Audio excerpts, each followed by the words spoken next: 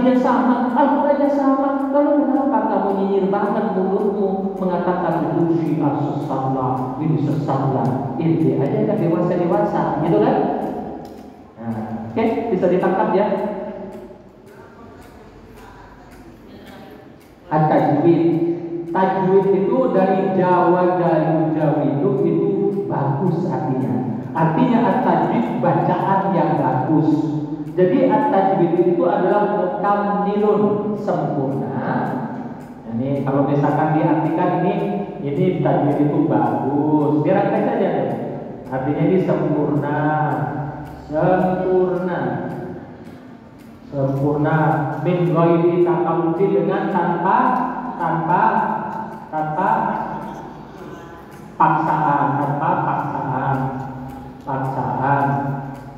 paksaan, dan juga tanpa ringankan, tanpa meringankan. Terus wala israfin, dan tanpa berlebihan. Nah ini tajwid nih. Ini harus dibandingkan patokan Bu ya. Jadi tajwid itu sempurna tanpa ada paksaan, tanpa ada keringanan, dan tanpa ada kelebayan. Yang lebay-lebay itu biasanya kurang indah. Kepala satu, warna rambutnya di sini kuning, di sini merah, di belakang itu hitam, alay, kayak gitu kan? Oke, bisa dimengerti ya. Jadi inilah, di samping kita belajar tajwid, perlu inti poinnya belajar akhlak. Belajar akhlak tadi sudah saya uraikan. Belajar akhlak itu mulutmu kau jaga terhadap perbedaan. Terlebih yang tidak bisa, jangan kau nyinyir-nyinyirkan. Yang berbeda jangan kau main sesat-sesatkan. Kamu suka berjenggot, ya udah, kamu berjenggot itu mustahabat afdal. Tapi jangan nyinyir yang enggak berjenggot, gitu loh. Kamu pakai celana cingkrang, oke, itu berpahala. Tapi jangan kamu sombong pada yang enggak cingkrang. Maksudnya begitu tuh akhlak tuh. Begitu, jangan, udahlah, karena kita itu mendedikasikan meraih keridhaan Allah. Ketika kamu justifikasi bahwa kamu yang paling populer, yang paling menang, yang paling pintar, kamu iblis. Hati-hati. Jadi ini sering sekali belajar tajwid kemana-mana, tapi nggak belajar hati, nggak belajar mulut. Aturan mulutnya yang begitu itu diperong itu pakai cabai.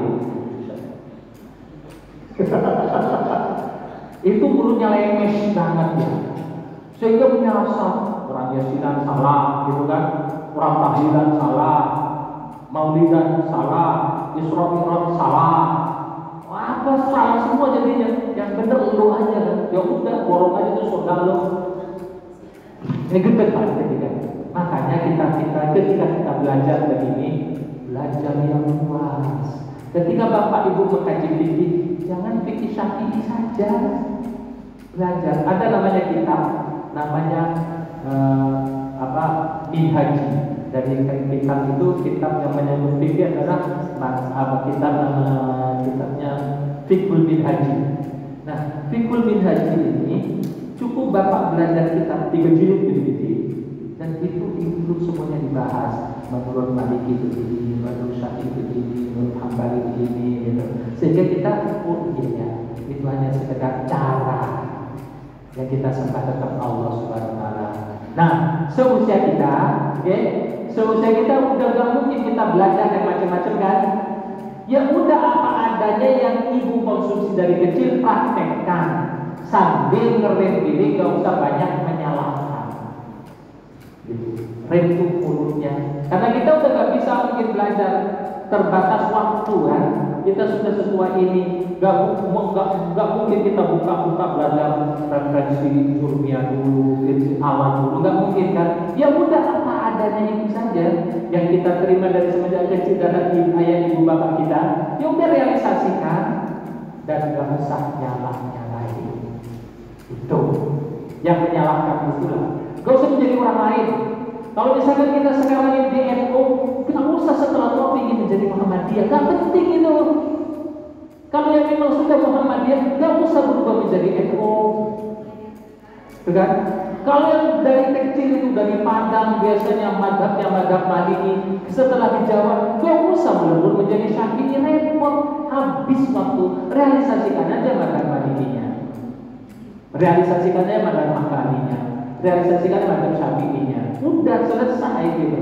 Tapi yang perlu gak usah sok jago-jagoan, karena ibarat kata di atas langit masih ada langit. Oke, sampai di sini. Ada yang ditanyakan lagi, silakan. Oh iya, Ibu Fatma dulu.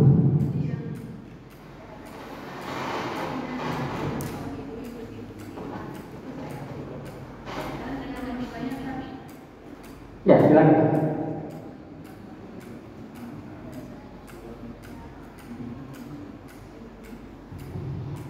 Ya.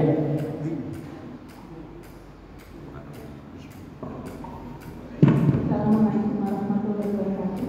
Waalaikumsalam. Maaf, Ustaz, saya mau bertanya yang pertama dengan tadi Inna tauhid yusibul iman. Saya tadi belum dengar artinya, Ustaz. Indah. Oh. Inna tauhid yusibul iman ya. Inna tauhida, kenapa tauhida? Karena kemasukan inna.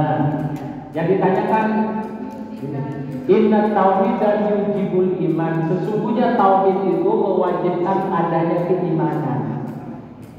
Terus yang kan nomor satunya itu terdiri dari 3 tadi ya. Ya. Jadi kalau tulisan yang keduanya wasahdi. Wal iman. Oh, ini kriterianya. Kriteria iman itu apa? Kriteria iman itu adalah yang pertama dia berikrar dengan lidahnya, dengan ucapannya. Maka bentuk ikrar kita mengucapkan 2 kalimat syahadat. Oke. Yang kedua, wa tasdiqum bil qalbi. Bukan sekedar ucapan dengan lidah, tapi membenarkan dengan hati. Membenarkan hati. Terus yang ketiga, wal amalu bil arkan. Mengaktualisasikan dengan anggota tubuh. Bil arkan. Dari rukun, dari rokaat tersusun, anggota tubuh kita kan tersusun. Itu jadinya arkan. Jadi yang namanya iman gak cukup percaya. Dia iman itu kriterianya harus kau ucapkan dengan lidahmu. Kalau bapak cinta sama ibu, gak cukup diem aja, gak tahu nanti tembak dengan kata-kata aku sayang kamu loh. Ya kan? Aku cinta kamu, mau nggak nikah sama aku? Nah kamu jadi berapa? Jadi ketiga. Rahasia ibu-ibu, jangan tersinggung begitu aja, sensitif banget. Oke. Atur nuhun. Iya mas sudah itu. Betul. Iya. Silakan dulu. Ya.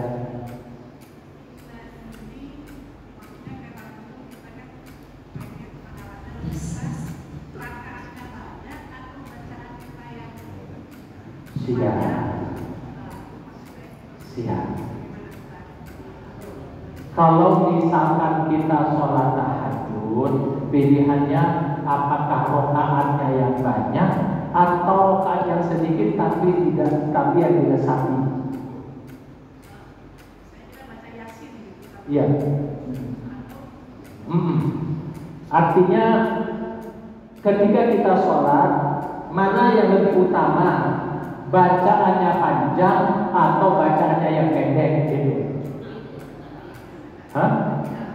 Begitupun dia rokaatnya banyak dengan bacaannya.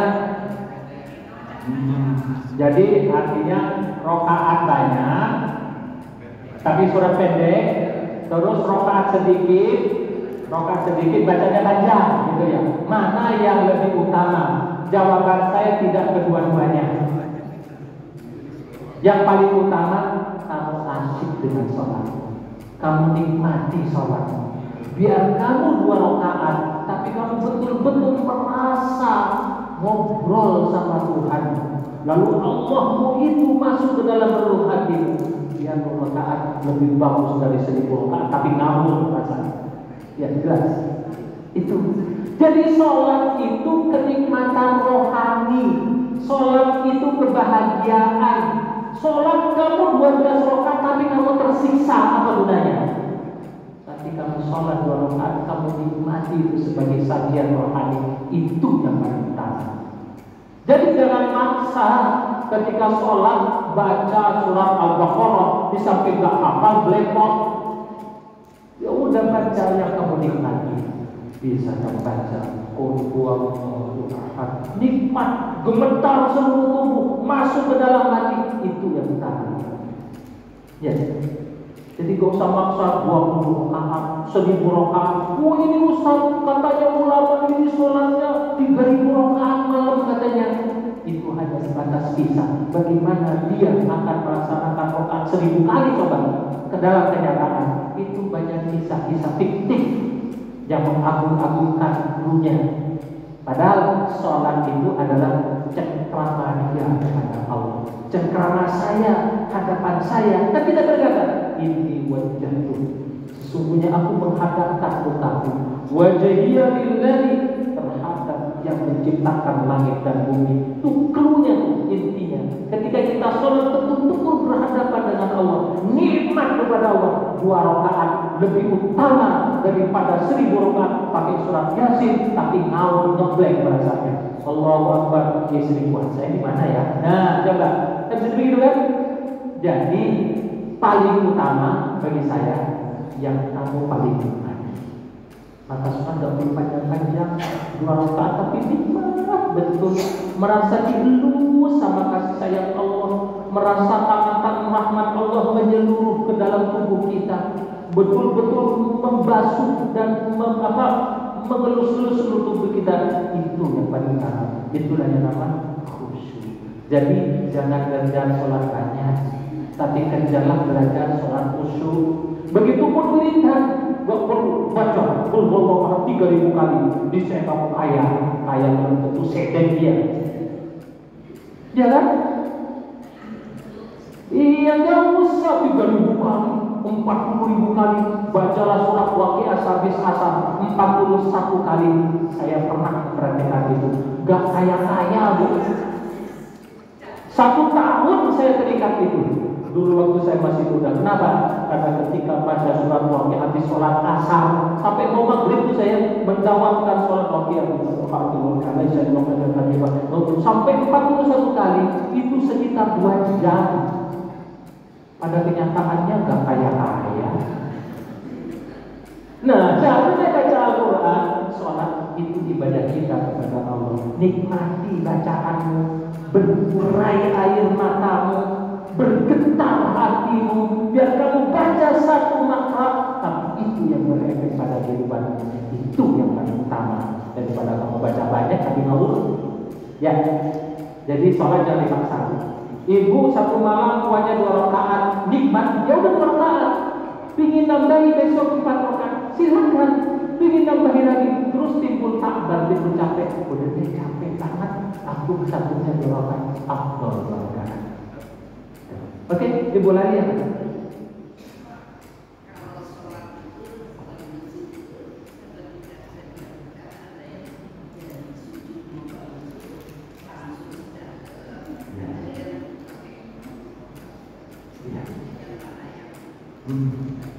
Nah, tergantung. Kalau di Imam Syafi'i, ini saya gambarkan lagi ya. Kalau di Imam Syafi'i angkat tangan itu cuma 4 tempat. Pertama, takbiratul ihram, Allahu Akbar.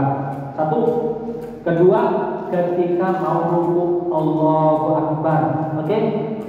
Ketika udah berapa? Udah 2 kan? Udah 2. Ketiga, Allahu Akbar setelah rukuk. Terus keempat mana?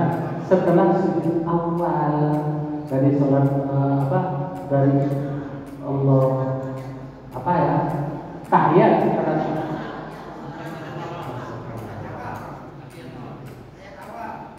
Ya.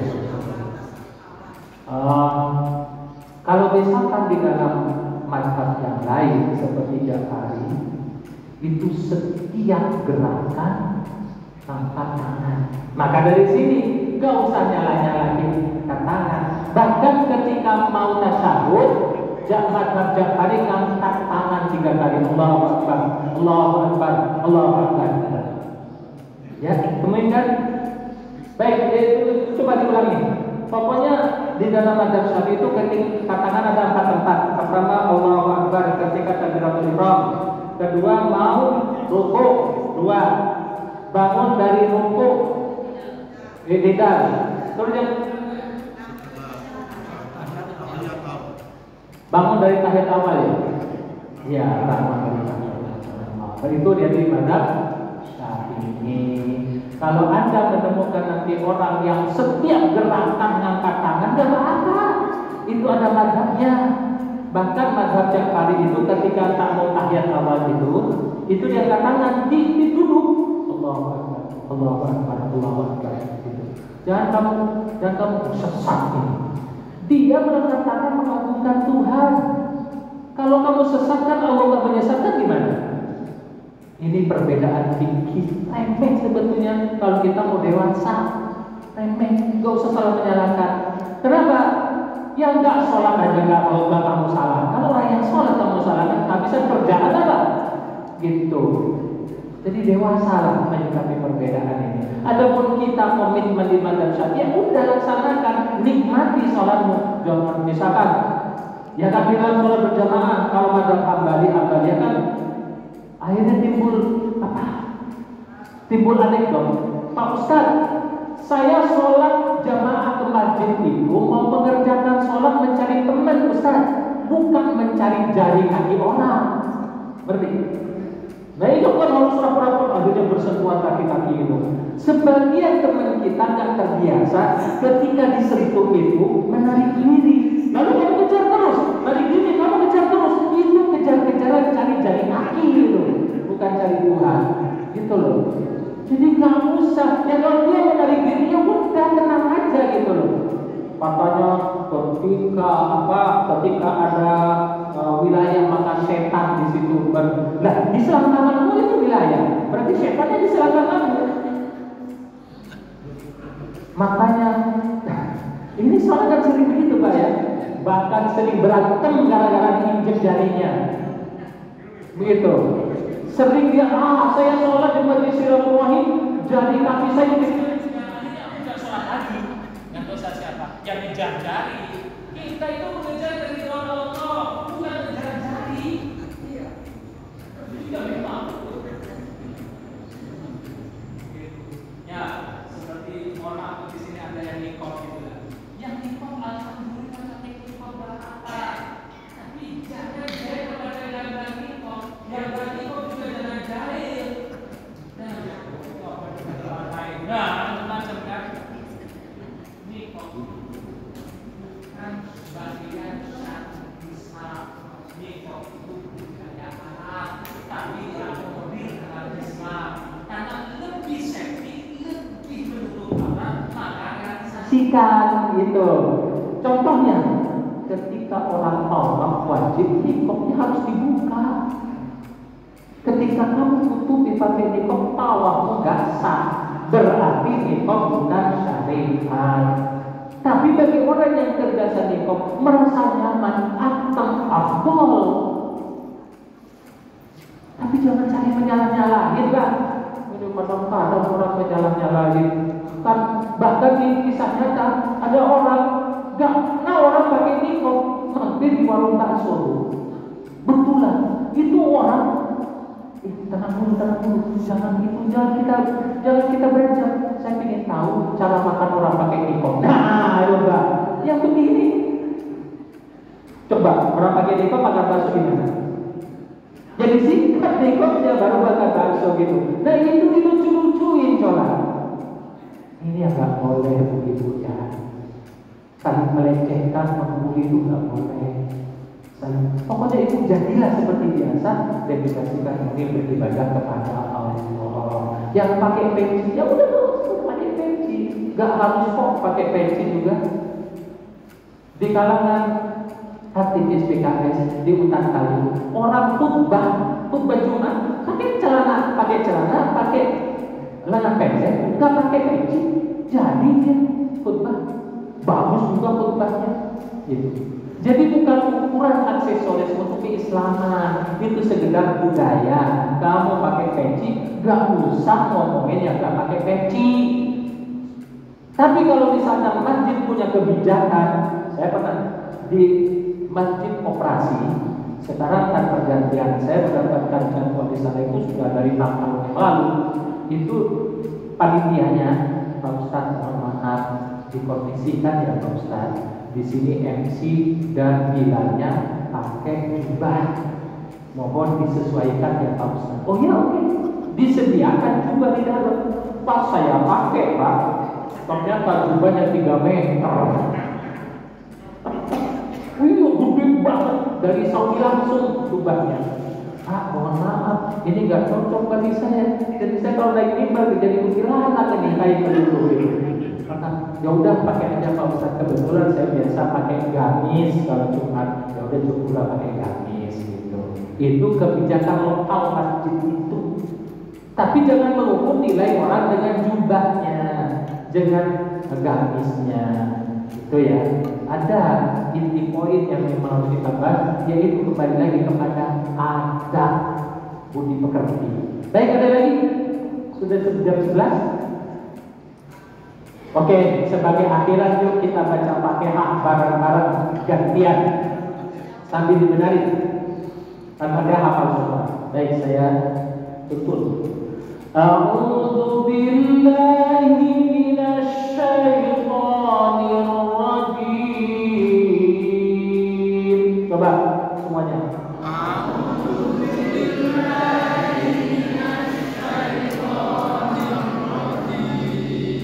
Berikan suaramu yang terbaik, jangan dicicil suaramu. Ketika kamu mau mainin emak kenceng banget suara, ketika ngaji nyaris aktor.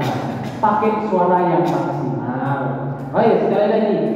A'udzu billahi minasy syaithanir rajim. Coba.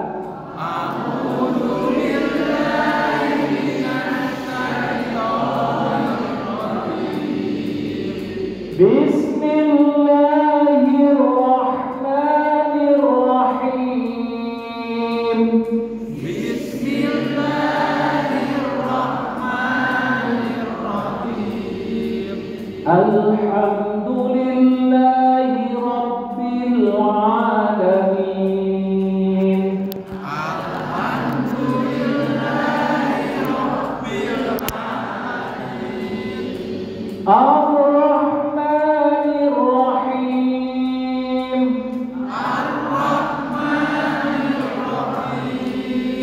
مالك يوم الدين. مالك يوم الدين. إياك نعبد وإياك نستعين. إياك نعبد وإياك نستعين. اهدنا الصراط المستقيم.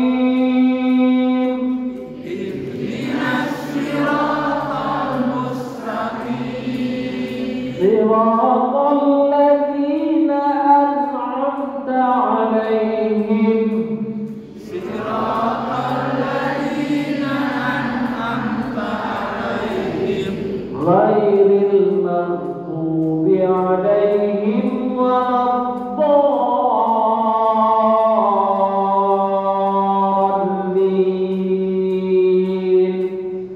غير المغضوب عليهم